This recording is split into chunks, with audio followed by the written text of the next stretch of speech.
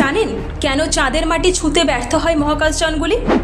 সম্প্রতি চন্দ্রযান-3-এর সফল অবতরণ বিশ্ববাসীকে হতবাক করেছে। চাঁদের দক্ষিণ মেরুতে অবতরণকারী প্রথম দেশ হিসেবে ইতিহাস গড়ল তারা।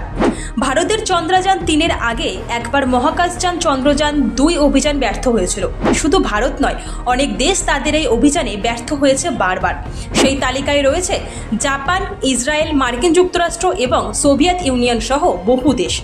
1960-এর দশকে মার্কিন যুক্তরাষ্ট্র এবং সোভিয়েত ইউনিয়ন একের পর এক চন্দ্রাভিযান সংগঠিত করেছিল, যতক্ষণ পর্যন্ত না সাফল্য এসেছে। রাশিয়ার চন্দ্রযান লুনা 25 মহাকাশযান নিয়ন্ত্রণের বাইরে চলে যায় এবং প্রাক অবতরণ কক্ষপথের জন্য প্রস্তুতিতে সমস্যা হওয়ার পরে চাঁদে বিধ্বস্ত হয়। রাশিয়ার প্রথম চন্দ্রযান, যেটা চাঁদের মাটিতে অবতরণে ব্যর্থ হয়েছে।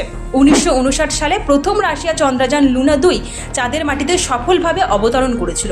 কিন্তু কেন বারবার চাঁদের মাটি